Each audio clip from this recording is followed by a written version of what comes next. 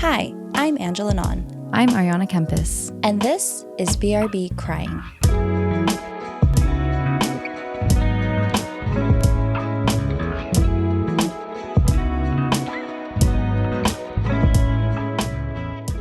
Hello, everyone. Welcome back to BRB Crying. I'm Ariana, also known as Arns. And I'm Angela, also known as Nins.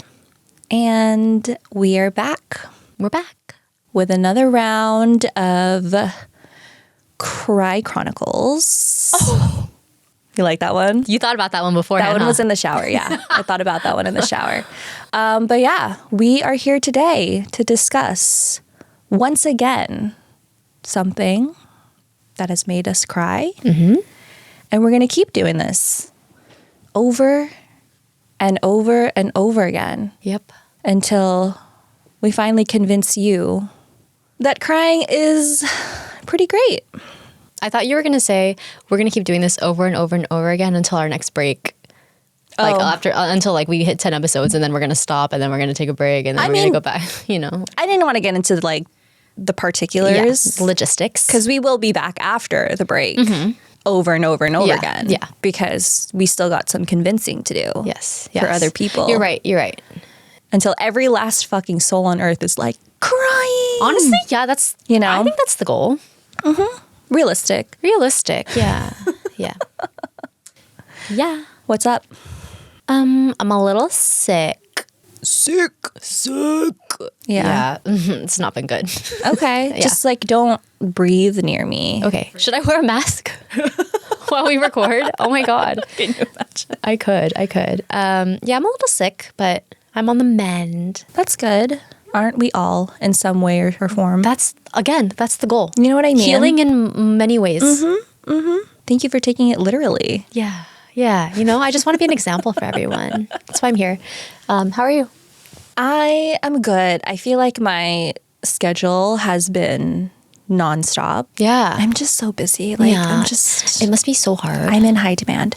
So I'm really looking forward to this weekend because I feel like I'll finally have a day where I can not do shit. Mm-hmm. It's been a long time since I've been able to not do shit. So we're looking forward to it, but we're energized. We're here, ready to talk your ear off.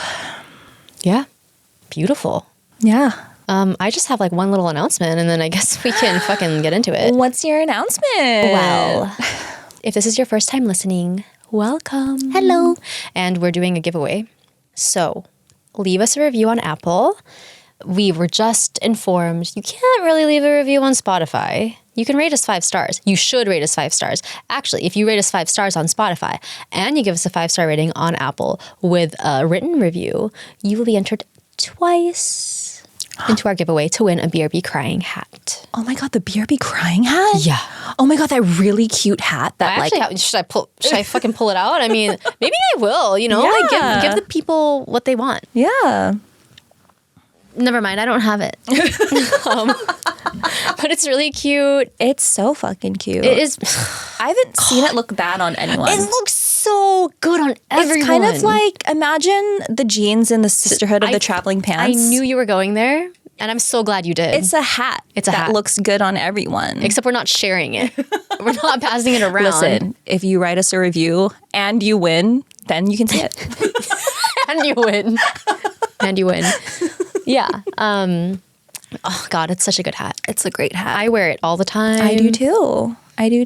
Yeah. Yeah. A lot of people are always like, oh my gosh, people always stop me and ask me about it. You know what? I hear that all the time too, that people will come up to them and say, oh my God, where'd you get your hat? Yeah. It's never happened to me. That's probably a you thing. Every time I walk into Trader Joe's, I'm like, who's gonna? Yeah. Hey, you see that? Right? It's cool, right? It hasn't happened yet. Oh, that's funny because it did happen to me at Trader Joe's. I'm sure it does. Of all places where it would happen to me, it would be a Trader Joe's. Yeah. And yet, my RBF, I think, is just too strong. I was just going to say maybe, which isn't a bad thing. By the way, can we talk about this? Because I was thinking about this on the car on the way here. Mm-hmm. People used to give me shit my entire childhood for just having an RBF. But I'm like, sorry, I'm not a fake fucking smiler. What? That's just me. Yeah. And so I felt bad about it. Uh-huh. But Maybe we just need to rebrand RBF. Yeah, I think you're right. The terminology itself. Yeah, the phrase itself is If a little... you don't know what it means, it's a resting bitch face. It means you have this flat affect and you don't smile. Which is like, again, why are we demonizing that? Sorry, it's just the term affect. People are like, oh, I've never heard that phrase. Let's make it Okay. It's when you don't smile. You look unfriendly. You look unfriendly. When your face is at its neutral position. Which is like, why should my resting face be smiling? That is so much energy. Yeah. That makes me so mad. No, I don't like that. I don't like that. So it's great that you have an RBF. But yeah, maybe when you wear the hat, you can just like smile. I think that's the complete antithesis of what you were trying to say. But sure. I meant if you want to be approached. Yeah. Here's the thing. You know what I mean? You got to chisel a little bit to get into my heart. Sorry. And that's fine. God. Okay. Anyway. Giveaway. Enter to win by giving us a review on Apple. Yeah. Okay. Bye. Bye. See you later.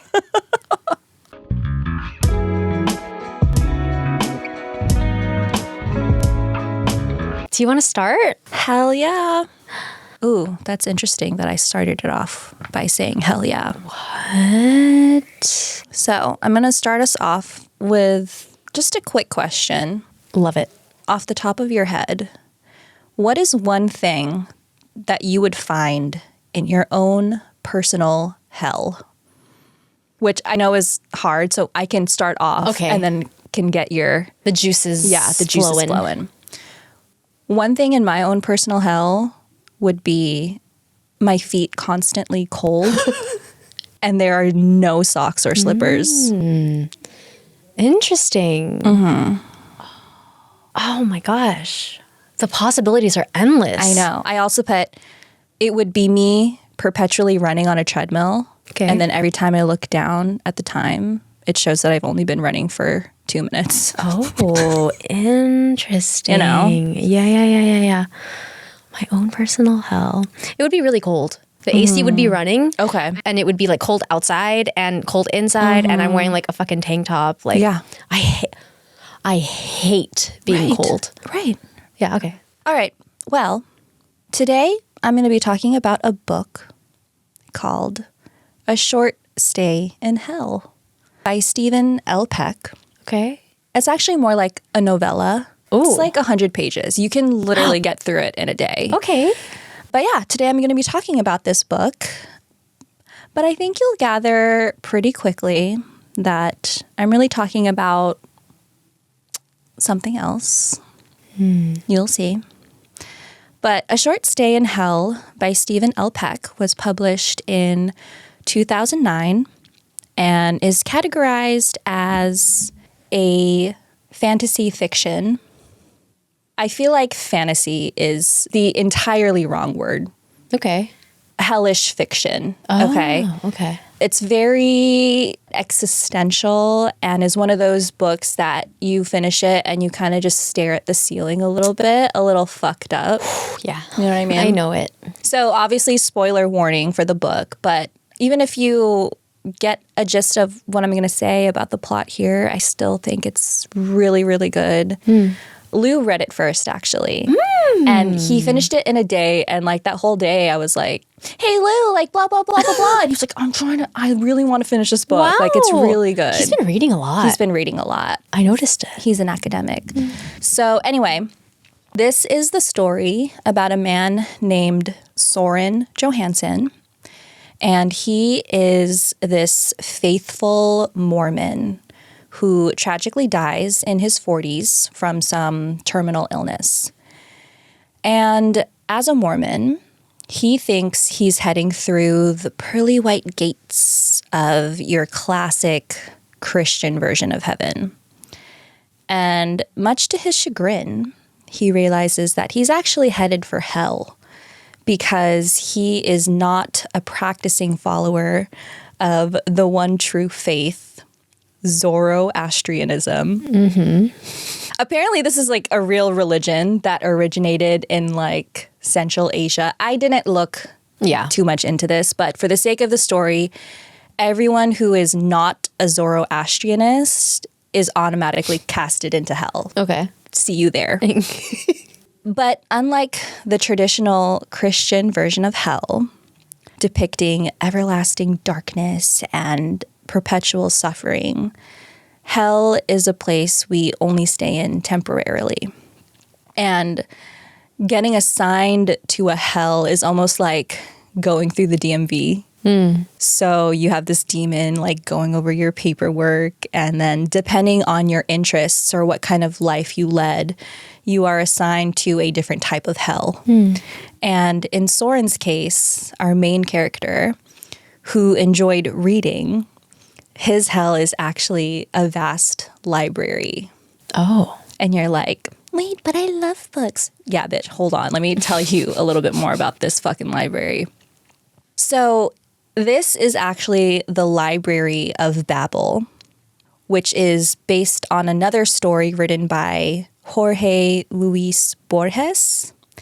And this library contains every single book that could ever be written with the English alphabet. Quote, imagine a library that contains not just every book that has been written, but every book that could be written. So each book is 410 pages long, with 40 lines of 80 characters on each page, and 95 possible characters based on the standard keyboard. So alphabet, uppercase, lowercase, numbers 0 through 9, all the symbols. Quote, so somewhere in here is a book of all A's, a book of all periods, or a book of semicolons, or B's, any letter.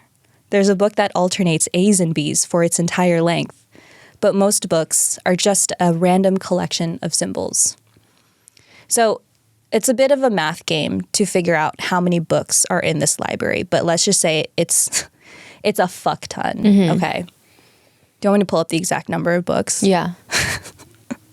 The number of possible books is 95 to the power of 1,312,000. Oh my God. So a fuck ton. So a fuck ton. Okay. So what does Soren have to do to get out of this temporary hell? He has to find the book that contains the story of his life. And Soren isn't the only one wandering through this library. There are thousands of people who are kind of scattered throughout these endless rows and floors of this library containing book after book after book. Also trying to find trying to find their book. I don't want to get too hung up on the logistics of the library and all of its rules. All you need to know is that basically every book they open is essentially nonsense, as if someone had just smashed the keyboard for 400 plus pages. It doesn't really make any sense. There's barely words. It'll take them years to just find a book that even contains a sentence. I'm stressed. So pretty soon, Soren realizes that finding a book that contains real words, let alone the story of his life, is not going to be easy. It will seem almost impossible. Soren ambles through this library for years, and then those years turn into decades, and then those decades turn to centuries, centuries into millenniums. I thought this was a short stay. A quote, short stay in hell. Okay. Time becomes an abstract thought. He describes, there's a point where he and a bunch of people are so adamant on trying to just find the limit of this library. So he walks down just one row of the library for 10 years in one direction. Never gets to the end of it. That's crazy. I don't want to read this. And then there's another group of people who spend 20 years walking up the stairs to all of the floors. They never reach the top. At the 20-year mark, they were like, all right, I guess we gotta go back down. The people in this hell also do very normal human things. They start off really, really motivated to find their book. You know, they're excited. They're flipping through every day. They want to hit a quote of, oh, I checked this many books. That lasts for a few years. And then some people start to form communities and band together. Some people will actually resort to anarchy and violence. It's an infinity of possibility of what you would do in a situation like that. And one day, 102 years into Soren's stay in hell, he meets another person named Rachel. I will cut to the chase and I will just share this quote. Have you ever loved someone for 1,000 years? I would have bet it impossible, but that's how long we were together. 1,000 years we traveled the halls of hell together. I don't remember fighting. She was magic. Nights were wondrous, days full of laughter and long, slow conversations. We were a team, Rachel and I. Oh, I miss her so much. I think our love could have lasted forever. I'm sure it would have. She was so... No, I won't cheapen it by trying to express it in words and short sentences. I loved her. That is enough. 1,000 years Soren spends with Rachel. Happy, in love. It doesn't even sound like he's in hell anymore when he's with her. There are very few pages the author spends describing this time, and as Soren says, he doesn't want to cheapen it. That's pretty much all we get is just a few pages of them meeting and then this paragraph. But tragically, Soren and Rachel, they get separated. Basically, there's like antics. There's this violent group of anarchists that take control of this section of the library that they're in. And in order to escape, Rachel essentially jumps over the ledge of one of the rows. And Soren gets like knocked out by one of the people. So he wakes up after a few days. Rachel has fallen. He doesn't know where she is. Wait, I have a really quick question. Yeah. Can you die? You can die, but then you wake up the next day. Like a video game. Yeah. Okay. So he gets knocked out. He wakes up a few days later and he's like, oh my God, I have to fucking find her. Where is she?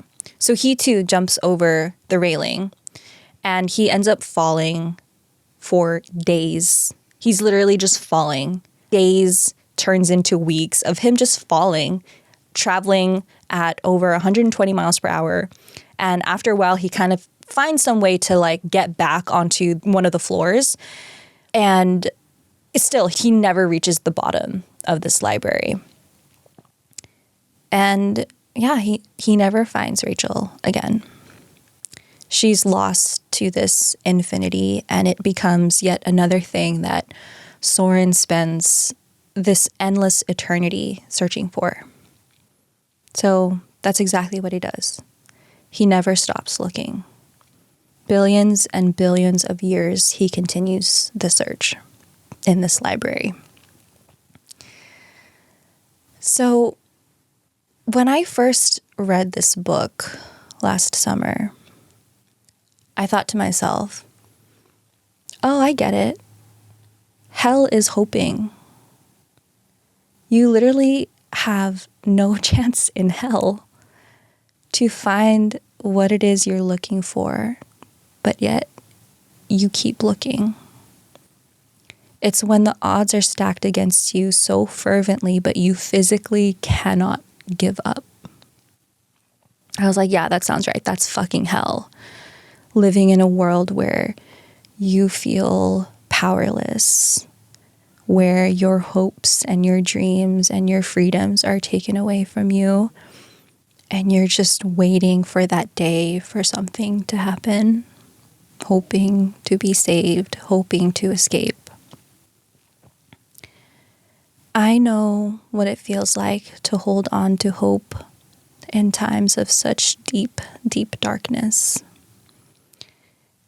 It makes me feel crazy, full-blown delulu, because I cannot stop listening to this feeling in my gut that things will turn around, and it's hell that I cannot stop.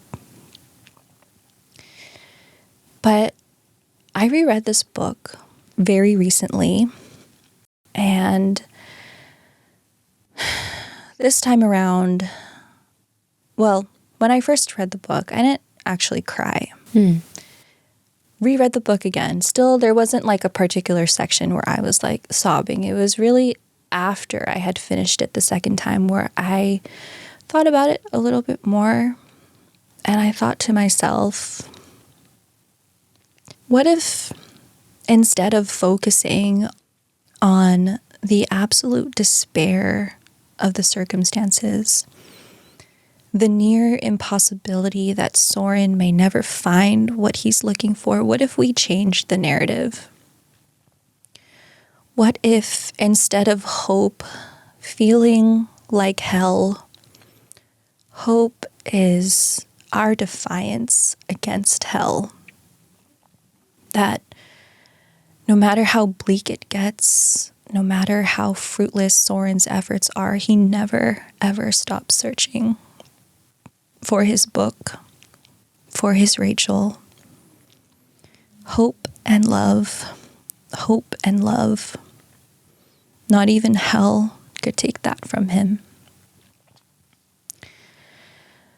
So maybe there is something to learn from Soren's, quote, short stay in hell, and a time that for so many feels like our own personal hell, when every day we're bombarded with more terrifying news, more autonomy lost, more rights endangered.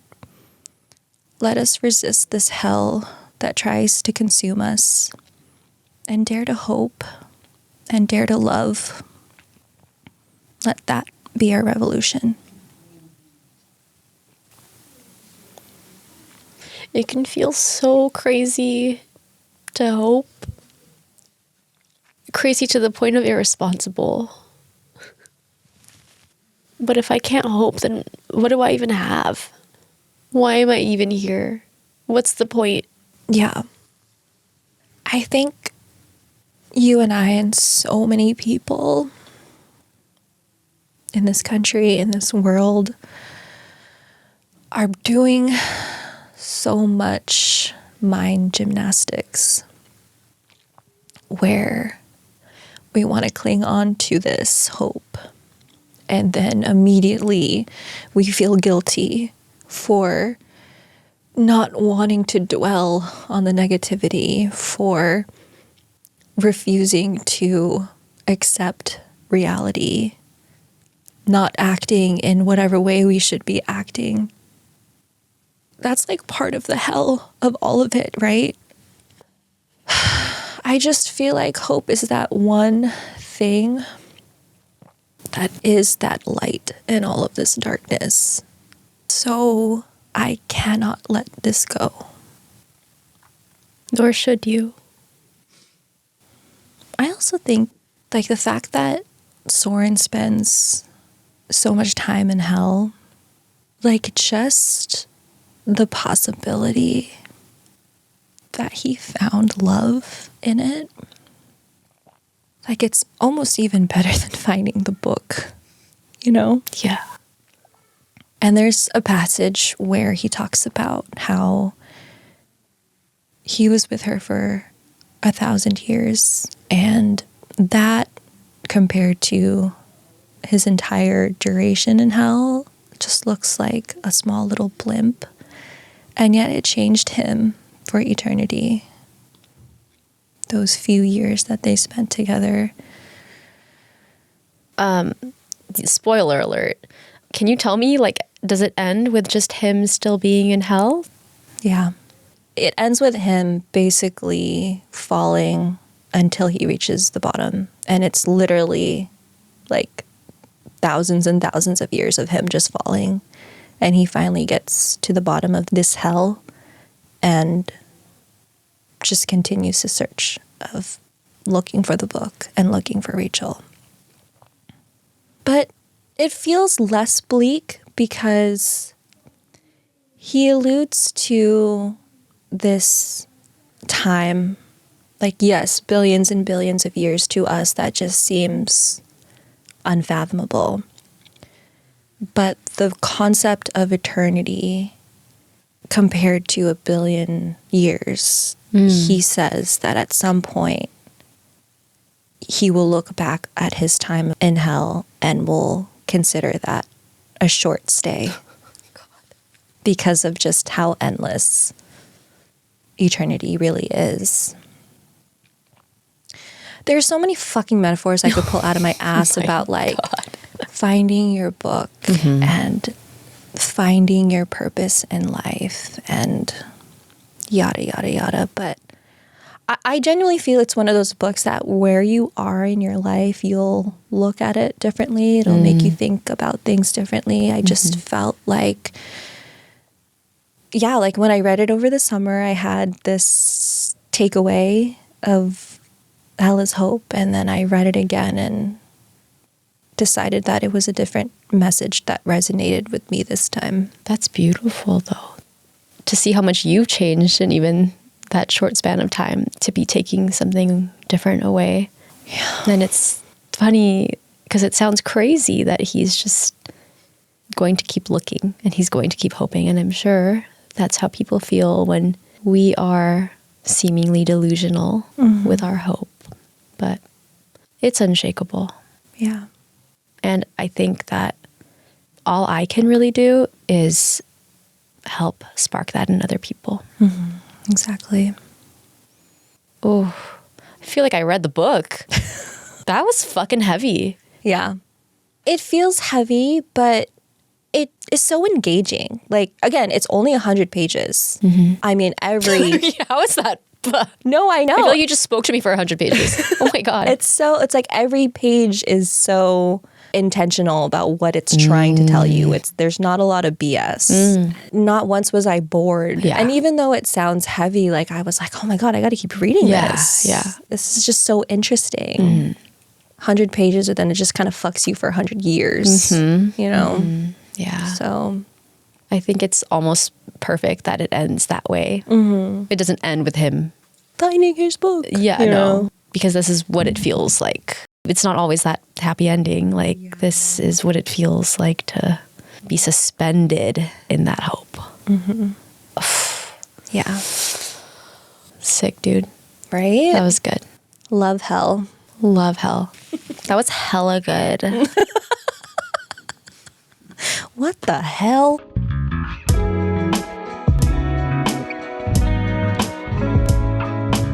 All right. Get me out of this hell. Okay.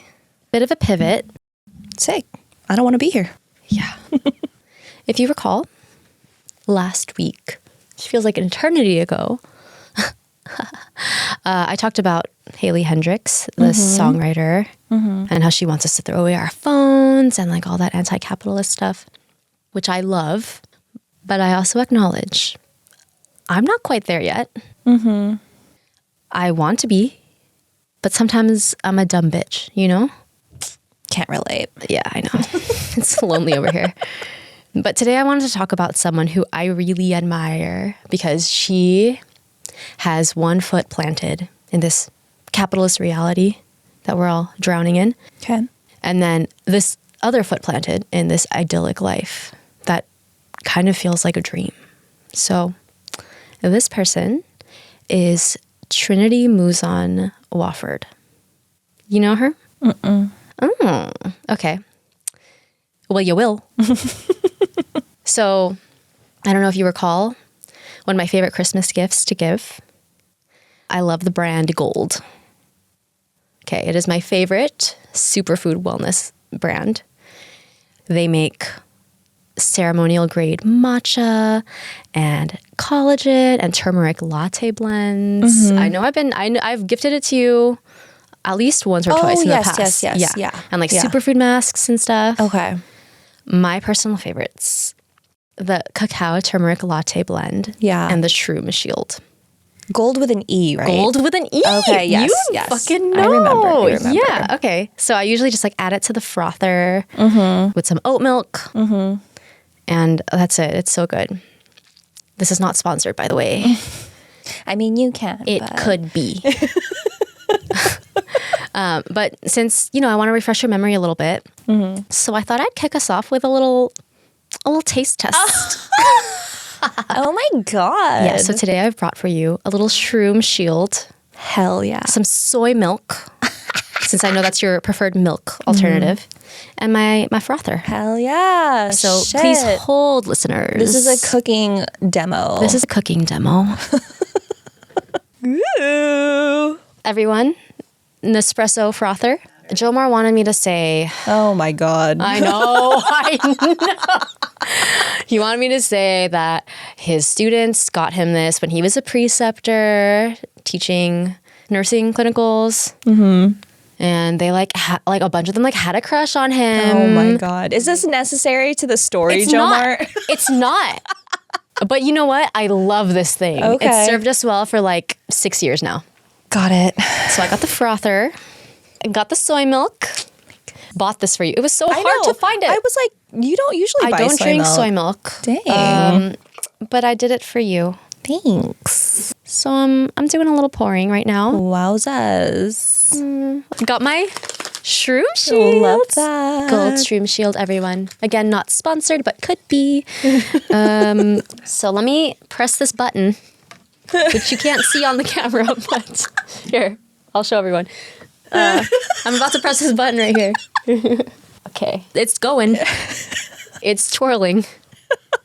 Okay, you have your choice of mugs. We have this beautiful ceramic one. Don't know where it's from. This is an Intel Inside mug. Oh, you know what's cool though? When it heats up, there are words that like show up. Live, laugh, love. No, just Intel. Okay, I'm gonna not take that one. I'm gonna take the cuter one. Okay. All right. Suit yourself. All right. Well, while that's going, this is crazy. that'd be interesting, you know? Yeah, like, it's cute. you know? Yeah. We do it all. Listen. We really do it all. Really fucking do it all. So We do it all and we do the most, you know? I guess I could tell you about my sources. All right. So my sources for today, I hope this frother in the back is not going to distract. Most of my background is from a Mother magazine feature that was published in April 2023. It was written by Katie Hintz Zambrano and photographed by Amy Sanusi. And I also have a couple other references, but I'll just talk about them when I come across them. All right. So slowing down. You hear it? All right, that's good. Thank you for your service, little frother. Okay, try a little. Tell me if it needs more. Delicious. Is it good? Yeah. Do I need? Okay. Which one is this one again? It's called the Shroom Shield. Let me read the packaging, actually. Yeah. We're taking shrooms, everyone. It's mushroom cocoa for immunity and mood. And the ingredients are coconut milk powder, organic cacao bean powder, organic cinnamon, salt, luo han guo fruit, which is monk fruit. And yeah, that's it. Love it. Yeah. How comforting. I know. It's, support your body's defenses with a boost of reishi and turkey tail mushrooms. So yeah, it is shrooms. On a rainy day like this one. I know. Perfect. All right, now let me put this fucking shit away.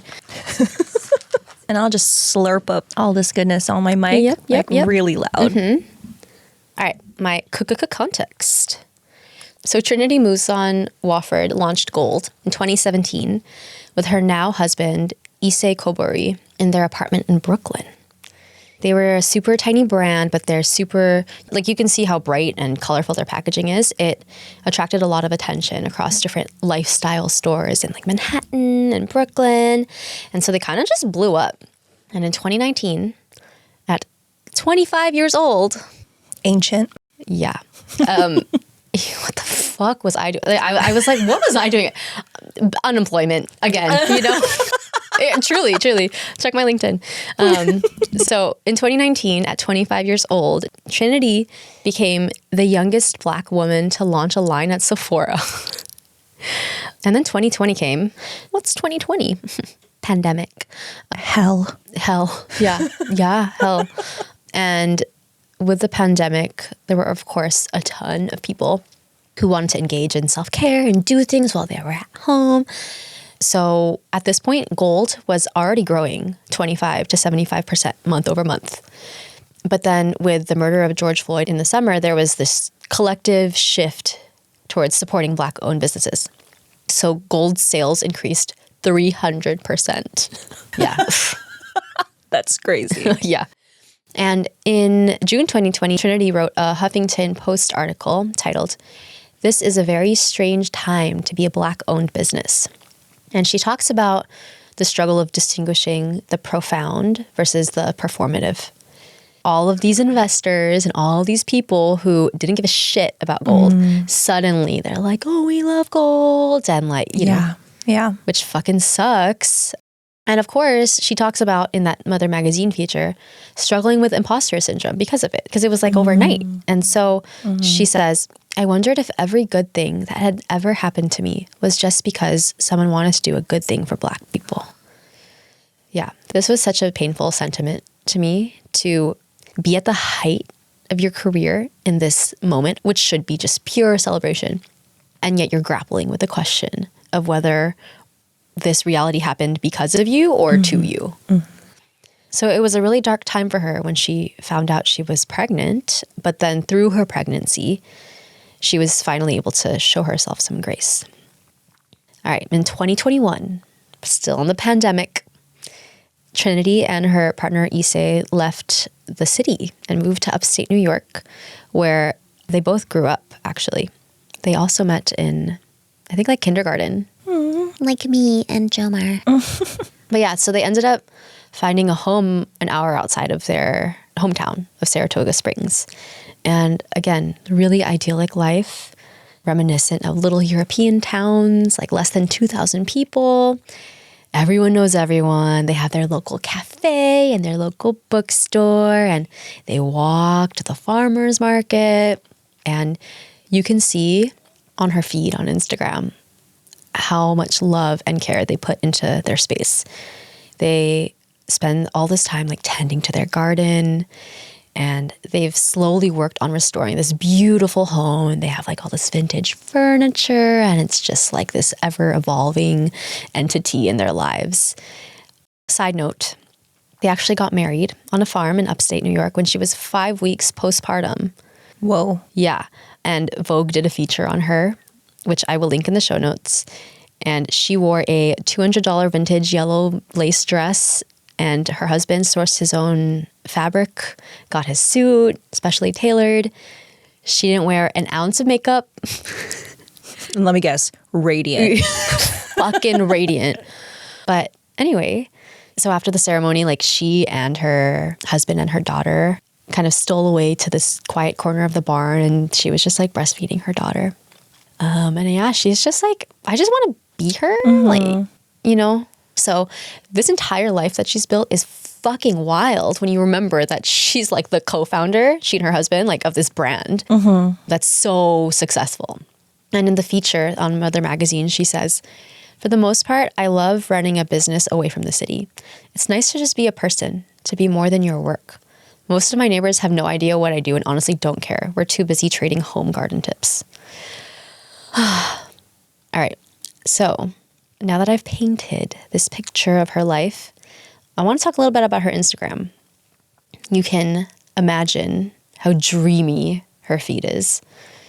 But my favorite part about Trinity is that she's an incredible writer. She had to like have it all. She had to have it all. She couldn't just be like, no, all of this and like maybe doesn't know the difference between you are and you are. No. Okay, sick. God. So I try not to scroll on Instagram. Well, whenever I see her post, I'm like, clear the fucking afternoon. You know, like I'm in this. Clear the afternoon. No, you know why I say that? Because once I click on that one post and I read it, then I start just scrolling all the way, and I just like, I read all her stuff. Yeah, I eat that shit up. And she does this thing where she, like all these artists and creatives, conveys these big feelings with just the simplest sentiments. So I cry a lot. So I want to share one of those captions today. Some context within the context.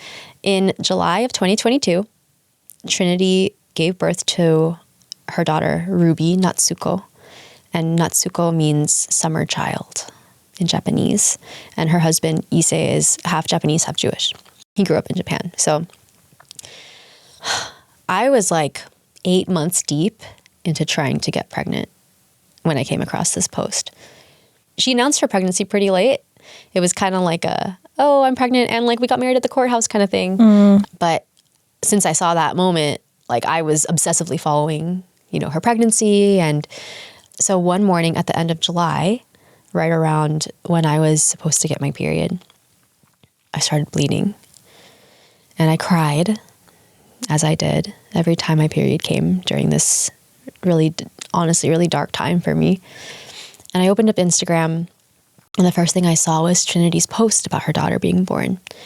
And the caption was, "She's here and she's perfect." And I remember crying so hard. Like, I mean, I would cry every month, but like crying really, really hard, thinking like, just that's all I want. That's all I want in this moment. I just want to feel that love and just carry it inside me. And it was this really strange juxtaposition of feeling the love that she has for her daughter and seeing it on the page, or I guess seeing it through the screen, and then being overwhelmed in my own body for this longing. And it was like wading through the darkness and like seeing this light, like kind of some hope, like maybe this is for me. But little did I know I was actually pregnant. I found it a few days later. I got my first ever positive pregnancy test. So, sorry, that was misleading. That's not the caption that I was going to talk about, but built up. So come January 2023, I'm on the cusp of my third trimester, very pregnant. And the reality of my daughter's impending birth is like starting to settle in. And I saw this post from Trinity. And in this post, she talks about her home birthing experience. That's kind of the context of why she was posting and navigating that decision to do that as a Black woman, given the starkly higher Black maternal mortality rates, which double that of white women. But yeah, in this carousel of posts, she's sharing the story of giving birth to Ruby. And it's beautiful. So I'm just going to read the whole thing. Ruby came to us in high summer, the time of humming cicadas and tender stone fruits. As her due date approached, we saw the red buck moon and thought it was a sign she would be there any day. I asked our midwife if a full moon could help a baby come. She said no, but a good storm had been known to knock a baby loose. With the supermoon came an unrelenting heat wave. Our due date came and went. Issei kept playing the song, Always and Forever, by Heatwave. As we sang along, it became an unspoken lullaby and a prayer to her to please come soon to meet us. Exactly 1 week after her due date, the heat wave broke with a series of rumbling storms. Labor started that evening. I was told to sleep through the contractions, which came every 10 to 20 minutes through the night.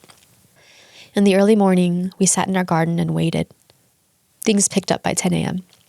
Through the entire pregnancy, I had been extremely eager for the challenge of labor. I expected it to be something like a cross of a shroom trip and a marathon, and I'd say that pretty much holds. In between contractions, I kept asking if she would be here by dinner time. I don't really remember this. Issei and his mom filled up the little birthing pool in our living room. Labor is usually described as painful, but what struck me more was the sheer force of effort I had to use to keep my body relaxed through the contractions and, quote, get out of the way. I worried that I might start to run out of energy to keep up, so I leaned into the waves as hard as I could. Before I saw her face, I looked up at Issei's, streaked with happy tears, and that's how I knew she was here. Could hardly get through that. This is her Instagram, people. But yeah, so these images that she conjures, it just feels like the slower time. Like, I feel like that could have been in like the 1800s or something, just, in her home with her little family. And she talks about these rumbling storms and these heat waves and communing with nature as she's waiting for this miracle. And what I love most is when she says before she saw her own daughter's face, she saw her partner's face, this euphoric reflection of love and awe. That's how she knew her daughter had arrived.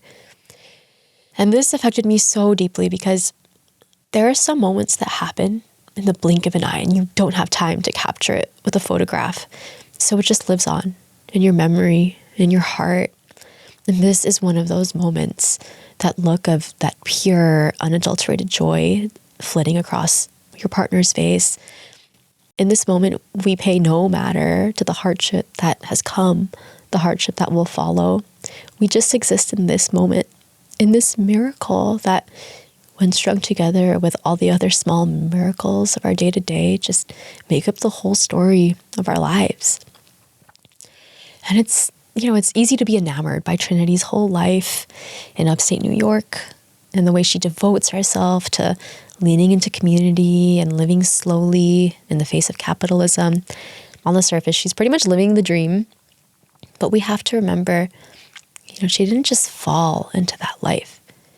Shaping her reality was and is an act of co-creation. It's a series of choices that she makes every single day.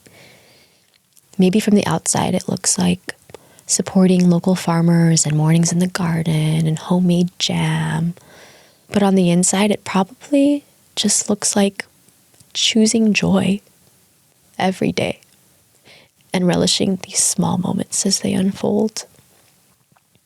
Most of us probably aren't going to start what I'm guessing is a multi-million-dollar superfood wellness brand. But we all have the capacity to create our reality to some degree. And it starts with the one that we create in our minds, the one we build every time we choose to love and hope, even when it seems bleak. So, Trinity, if you're listening, thank you for using your platform in a way that just kind of cuts through all the noise and stirs something inside of us. And, we're not asking for a sponsorship, but we're also not asking. That was gorgeous. And that was just one, her whole feed is just like. What's the last line of her caption again? Sorry, I'm going to make you reread it. Before I saw her face, I looked up at Issei's streaked with happy tears. And that's how I knew she was here. It reminds me of that Beyonce song, Protector. Mm-hmm. There's a line in that song where Beyonce says, she's singing to her children, and she says, I first saw your face in your father's gaze.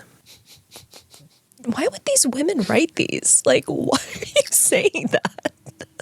It's so simple. It's interesting that with Instagram, it's so easy to create and curate this lifestyle that you are living the dream. Mm-hmm. But the dream is not accolades. Or I think the journey that I'm on is unraveling what a dream is for me. Yeah. And it's no longer relishing in material wealth or lavish lifestyles. It's feeling so rich in moments where you are just surrounded by love and peace. And hope. And hope. That is the dream. Yeah. I am genuinely seeking that now. You were a dumb bitch at 25. I was a dumb bitch at 25. I was chasing so many wrong things. And I'm so glad that I'm not anymore. Yeah. I have so much gratitude for being at this place in my life. I mean, it took us a while to get here, but it feels like I can breathe and exist. It's like life feels so much fuller. Not only because we are purposely seeking out the things that are more meaningful, but because once we have them, it's like your heart explodes in a way that visiting 10 countries and posting about them all day long and racking up Instagram likes will never do. I'm probably going to get so much shit for this, but the story highlight of every country that you've been on, there was a point where that was kind of what I thought meant a rich and full life. That along with all the conventional successes. I mean, don't take them down. I'll still look at them if I'm planning a trip in the same country and I need tips. Don't take them down. But I know what you mean, though. Yeah. That was what I was chasing. Yeah. That and a bunch of other bullshit. But now it's like, I mean, I don't think it's that I've completely let go of wanting to succeed, but what I pour my heart into now is just how I decide to like spend my energy, like being able to sit here and like just talk to you like every week. Like that's, I don't know, like that's so beautiful. Like, yeah. I love doing this with you. Bitch, shut up. It's just like, it's such a wonderful thing. And it's like, but again, it's like, it's not that I want to not be successful in it. Like, I'm so proud of us. I'm so proud of like, we did something that we wanted to do, but in the moment, like right now, like right here, like all of that kind of just falls away and it's beautiful. I know what you mean, where it's like, how many downloads did we get? Yeah. You know? Yeah, how many? Sponsor us. You know? Yeah. But when we really think about it, this right here is why we do it. It's magical. Funny how we found that in this hell. Well, that was fun. What a treat. This was really fun. I feel like this was a good one. This is a good one. Yeah. All right. Well, thank you everyone for tuning in. Cried a lot. Cried a lot. Yeah. Did you guys cry? It's okay if you didn't. But yeah, thank you everyone for tuning in. We really appreciate you being here and giving us this space. We love hearing from you. So if you have a sob story and you want to share a time that made you cry, or you have a recommendation for us, you know, for content for us to look into, we would love to hear from you. So you can DM us on Instagram. We're on Instagram and TikTok at brbcrying.podcast. And you can email us at hello@brbcryingpodcast.com. You can submit a form on our website at brbcryingpodcast.com. And yeah. Yeah. I know that's our typical spiel, but I guess in light of what we had just talked about, I guess I just want to close with, I know we do ask for rates and reviews and basically tell us how great we are. But I think if at the minimum you are listening to our show and you are allowing the words and the messages to resonate with you, that is more than enough for us. And we're just so appreciative that you are opening your hearts and your ears to our BS. Yeah. All right. Okay, that's it. That's it. See ya. We're a comedy podcast again. You just gotta really look for it, you know? But sometimes. Okay, fine. I'll go away. You'll go away. I'll spend the next week writing a bunch of jokes. It's going to be so fucking funny next week. All right, next week, no tears. No tears. Nah, because then our whole thesis is overthrown. kaputs. Okay, well, we'll see what we pull up our sleeve next week. We'll see. But until then, BRB crying.